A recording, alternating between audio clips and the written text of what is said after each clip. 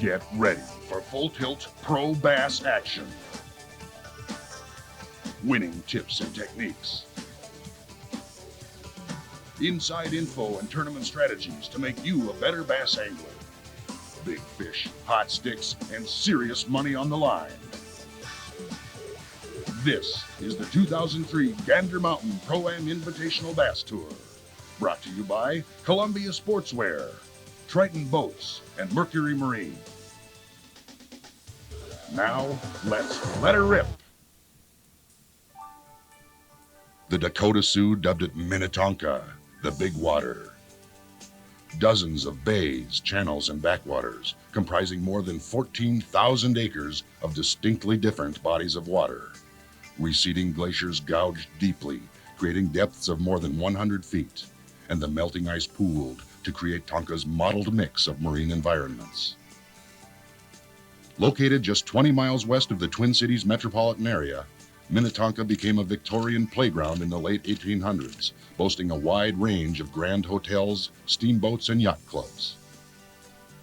And Tonka remains a recreational destination to this day, ranking as Minnesota's busiest boating mecca. Since 1987, Eurasian water milfoil has engulfed the Big Water, forming dense matted canopies of weeds up to 15 feet thick and hundreds of acres wide. Considered a bane by Tonka's residents, this jungle of vegetation has proven a boon for largemouth bass, creating a haven for baitfish and oxygen-rich cover for predators. Big schools of big bass. The trick is to find them. Out of the foil. Gotta love foil. July brings summer peak to fishing patterns. Bass are well established on their summer spots and feeding aggressively. On Minnetonka, that means anglers will be working big baits in thick weeds. But where? A lot of guys are going to get their limits in the foil, get that good 3.5 pound average, and then go out deep on the rocks and try to get a kicker fish or two over 5 pounds. Often the most subtle structure will attract and hold schools of bass. Small rock piles or gravel slides, slight variations in weed density and depth, even areas of transition in vegetation variety can concentrate the jackpot of big 4 and 5 pound fish these anglers will need to win this tournament. Electronics will play a key role. Reading fish in deep, thick weeds is the most difficult of all scenarios, even for highly experienced anglers equipped with the most sophisticated sonar. I think that you're going to find that the AquaView plays a big part in whoever wins this tournament today, just due to the fact that the fish have moved out to the edge of the weeds. You can go along the weed line with the AquaView and actually see the fish that are there. Some of the spots, you don't see fish at all, and I don't fish them. If I don't see fish on them, I don't fish them. And once you find them, you have to be able to fish them effectively. That calls for a precise vertical presentation, more than likely pitching heavy weedless rattle jigs with large profile plastics. Flipping a jig in the milfoil is a real typical pattern on Lake Minnetonka. The key is having a heavy enough bait to penetrate the top layer of the milfoil and get down underneath the canopy so the fish can grab it. And here's another twist. Oftentimes, popping a couple of fish will scatter the school, forcing anglers to leave for a bit, then return after the fish settle down again. That means GPS will be essential in relocating the hotspot amidst a virtual sea of vegetation. With GPS, you can get within probably 5, 6, 10 feet of your spot, and you're up on these big milfoil flats. Those fish can be almost any place on those flats.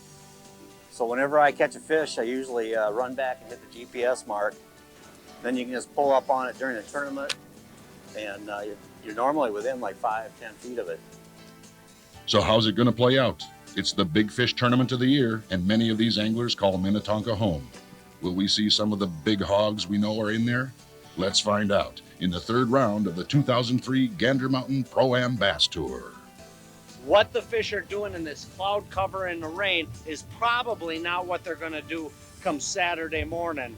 So there's no question we're going to be adapting as we go. 14,000 acres of water, more than 100 miles of shoreline, dozens of bays and backwaters, and vast expanses of milfoil-choked weed beds. Pre-fishing Minnetonka to locate the now tightly grouped schools of bass will be a true test of an angler's skills. These fish really gather around in groups and schools, and there's some particular thing they're holding on. Is it a couple rocks down there? It'd be just some hard bottom. Whatever it is, they're there and they're gonna stay there. You gotta constantly just work the spot, work it and work it. Like, there's another one. In summer peak, bass tend to group by size. Large, aggressive females push the smaller male fish off prime feeding and cover areas. It's a typical big dog situation. If you're tough enough to hold your own, you're allowed to hang around. And Tonka definitely has some big dogs. So, the key factor in pre-fishing is not only finding schools of fish, but the right schools. And chances are, that's a weed bite. This guy on Saturday isn't going to do anybody any good. Not if you want to win the thing. Let's see if we can get some inside info on locating those big Minnetonka bass. Yeah, it looks like there's a whole bunch of them here. When fishing milfoil beds, it's critical to have electronics that will shoot through the milfoil. There's different depth variations in milfoil beds. If you've got proper electronics that will allow you to read through the milfoil, you're going to be more successful. And one of the electronics that I use is a Vexilar FL18, and that does shoot through the milfoil. It works very well. But finding fish in practice does you no good unless you can get back on them on tourney day. That's when GPS comes into play. Fishing open water on a big lake like Minnetonka like this and fishing rock piles, you gotta be able to pinpoint the spot on the spot. And this particular spot is a rock pile, so you punch in the coordinates on the GPS and you can go right back there come tournament day. Right now I've got 36 spots on my GPS that are all milfoil spots. And all you have to do is pull up, drop a marker buoy about in the area that your GPS told you those fish were, and then just start flipping around your marker buoy till you find them, and then you throw out another marker buoy that'll mark right where those fish were. And then you can sit on them fish and keep hitting them. Make sure you always mark your GPS whenever you find a school of fish in the milfoil. Because of the diverse nature of the individual bodies of water which make up Minnetonka, anglers are also faced with a wide variety of underwater environments, water clarity being a key issue. You know, the interesting thing about it and what makes Minnetonka so versatile is something that's happening in, let's say, the dirty water has no relevancy to what's going on in the clear water. So you can be fishing one bay, one way, and then jump to the complete other end of the lake, let's say way down to Wayzata, and the fish are doing something completely different. On Lake Minnetonka, I tend to fish the clearer areas of the lake. Mill Lake is kind of my favorite lake. It's got kind of the mid-clarity. You have West Arm, Halsteads, them are some of the darker bays. It usually means that the fish are shallower, and a lot of times the fish are bigger. I like to fish those bays when we have extreme heat, and later in the day when the water heats up, it seems that the fish are more active. Dirty water is not my cup of tea, but it's something that you have to come in here and check it, at least make a couple of chunks on the right areas, just to make sure that you're not missing something. Tomorrow's tourney day, another fine summer Saturday on the Metro Playground. That means recreational boaters, and lots of them. During this tournament, we're going to run into quite a bit of recreational traffic out here, and it seems like the boats are getting bigger and bigger and kind of closer and closer. The ironic part is I've got a couple spots that the more boat traffic there is, actually the better it gets. It really doesn't affect the fishing at all. In fact, I think at times, because the prop's turning and stirring up the weeds and whatnot, that it actually moves the bait fish around and makes the fish more active. So the cruiser traffic won't affect fishing one bit. You'll get bounced around a little bit by boat wakes, but we're used to that. A lot of fish are biting. You're going to see a lot of bass caught here at Lake Minnetonka. This is probably the best bass lake in the state. There's going to be fish caught with crankbaits. There's going to be fish caught with big jigs in the milfoil. Just about anything you'd like to do, you can catch them. Under boat docks, you're going to see some big fish caught, and hopefully I'll catch a couple myself. Plenty of variables, tons of options, but whatever game plan an angler goes with, as they say, And you can always rest assured that somebody is catching them somewhere. Stick around, we're about ready for blastoff in the third round of the 2003 Gander Mountain Pro-Am Bass Tour. Yes, dude! Here's Gander Mountain's Mike Curry. Anglers rely on the electronics for two basic functions: depth and finding submerged objects. The bottom usually returns the strongest signal, while objects in between, such as weeds, brush, baitfish, and gamefish, are displayed as weaker blips appearing above the bottom reading. Nowadays, serious fishermen will have two versions of sonar on board: a flasher and an LCD, or liquid crystal display. Both have their advantages. Flashers display real-time signal and are typically easier to fine-tune.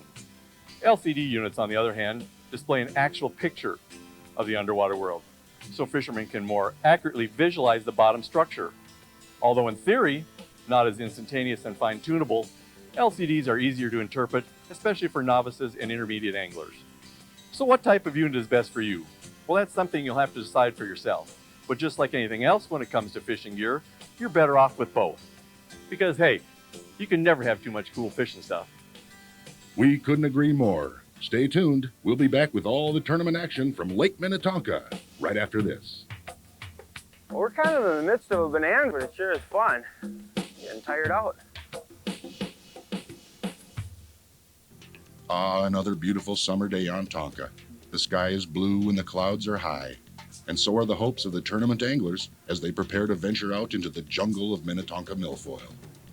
Checking their rods and rigs and running through their long list of GPS coordinates, these guys are ready to rock and roll.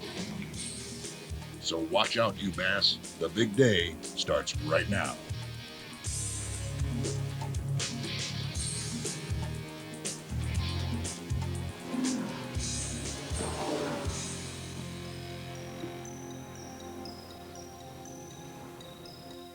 It's flat calm and anglers are anxious to zero in on their fish early before afternoon traffic kicks up the wave action. Working the docks, Doug Copeland is already on a hot bite, but they're not the big fish he'd found in practice.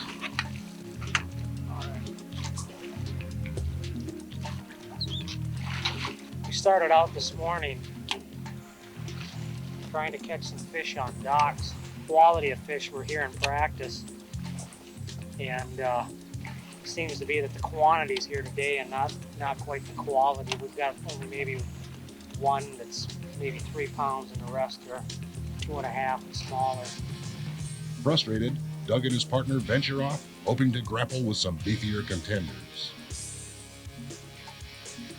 Veteran Tonka pro John Graham had some lunkers wired in pre-fishing. Pulled into our first 5 here, and the first one I lost was good 4+, then we got a good 4-pounder, and then I missed 2 other real big ones. So we have those 2 big ones right now. We'd be doing real well. We got a solid. It's gonna take that low 30, 32, 33 pounds probably to win it here today.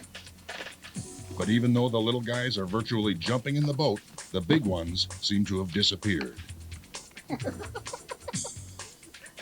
It's still early and Dean Capra is already pumped with over 20 pounds in the box by breakfast time.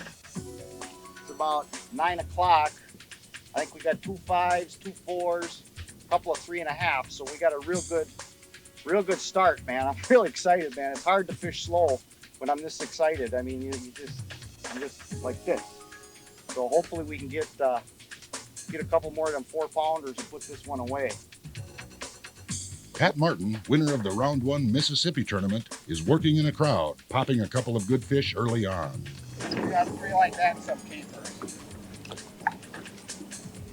Meanwhile, Brad Cline is up to something completely different. He's concentrating on a rocky shoreline break, and it's paying off big time. Right now it's about 8:15 in the morning. We got a limit. We actually called one time. We got a 5, a couple of 4s, a 3. It's been a great day. Basically what we did so far, we're fishing a little rock pile here. We started off with an all-terrain roller jig. We caught a couple on that. Then we caught a few more on a Carolina rig, and then they just stopped by. We made about 3 different passes, could not catch another fish, and we tied on this new all-terrain stick. And we're just basically dead sticking it. We've got probably about 3, 4 more nice fish. And here's one of the fish right here that we got. Got them on the stick.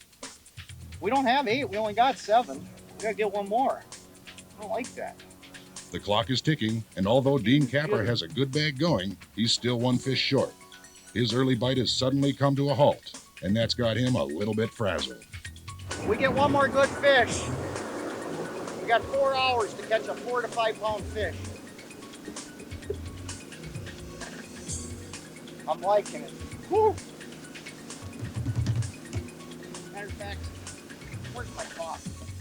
Back on the break, Cline's decided not to gamble on the run and gun. He's going to stick with his biters and try to grind out the bigger fish. Basically had a cold front come in. Fish are kind of shut off. They're tough to get, especially these big ones to get the bite. So we've been on this spot for about 2 hours and get a fish in about one every 15 minutes. Just got to work it really slow, drag it. Every once in a while you bring it past one, he'll eat it. His conservative call is rewarded with a real horse.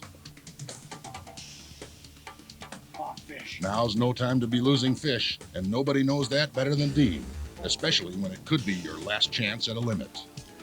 Yeah. Oh. Gotta go for fast. Oh my God. Oh my God, look at this fish.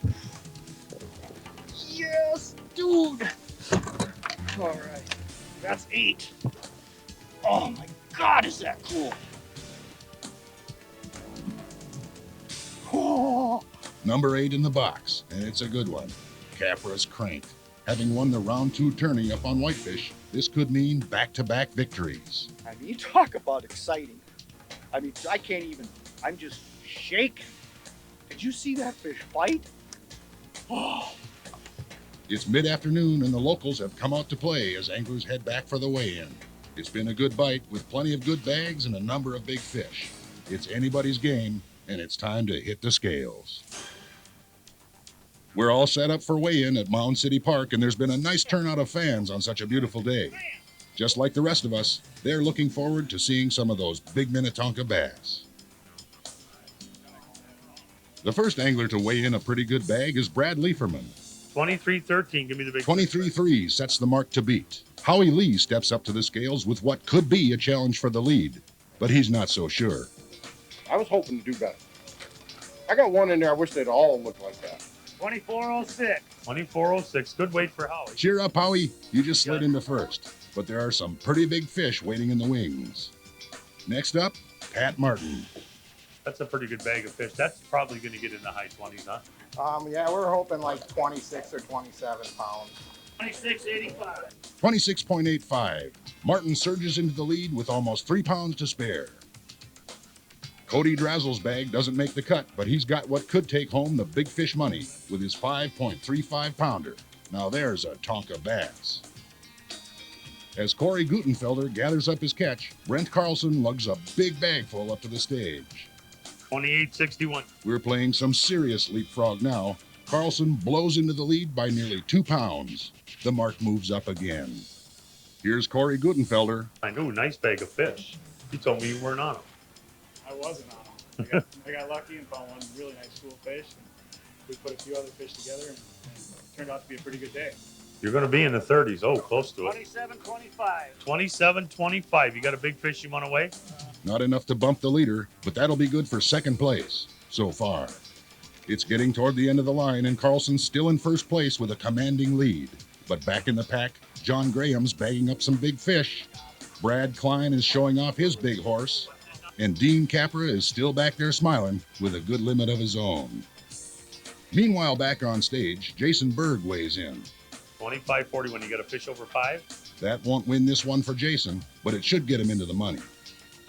Next up, John Graham. 24.80, not bad. You got a big fish? Nope, not gonna do it. That leaves only Cline and Capra to knock off the leader. Brad Cline goes first. How much, Gary? 32.93. 32.93. 32.93, more than 2 pounds over Carlson's lead. Looks like Brad's lonesome shoreline pattern may have done the trick. Finally, Dean Capra steps up, still confident he could have a winning bag. I'm kind of nervous, John. I guarantee, come on over here. I guarantee you that this young man had a lesson in his life. True or false? He's a good hook, ain't he? I taught him everything he knows, me and his dad. What do you got? 32, almost 34, 3 pounds you got to beat. Within 700s, that's 1 ounce. 27.44. 27.44. 27-something isn't enough, and Capra falls short, leaving Brad Cline well ahead of the pack for the victory. Out of all today's contestants, Brad and his partner were the only team to deviate from the milfoil in the docks. They had found a rocky shoreline loaded with largemouth, and although it wasn't always fast and furious, they stuck to their guns and eked out the fish they needed for the win. So as the action comes to a close and the bass are chauffeured back home in Gander Mountain style, Mr. Cline is getting ready to share some of his thoughts on today's win. We'll be back right after this with Brad's winning tips. Brad Cline and his partner had gotten into fish early and stuck with them all day, far from the rest of the crowd. Here's our winner with a rundown. In Lake Minnetonka, we just weighed in. We had about 32 pounds today. We had a great day today. Basically what we did today, we started off with the roller jig. This is an all-terrain roller jig. We went through some rock piles. We probably caught about 6 fish on this roller jig early in the morning, so we had a great start. We had 1.5 and 1.4 on that. And we went back through the area. We didn't catch anything on the roller jig. So then we switched up, and we went with this all-terrain stick bait. Basically threw this bait with no weight on it. We just dead stick it. We just threw it right over the rocks to let it drop down. A little bit of slack in your line, you kind of just drift a little bit with the trolling motor, and every once in a while one of the big ones picked it up. This was a key bait today. We caught probably 1 5-pounder on this bait too, and a 4-pounder on this bait. So we had a limit within about an hour and a half, and we just kind of ran around the lake. By 10:30 we had about our 33 pounds. It was a great day today.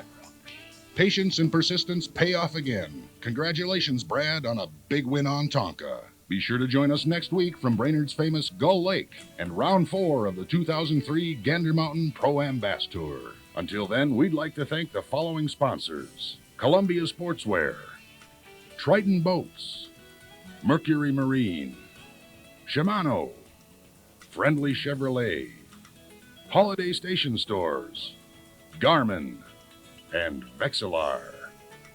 Additional support provided by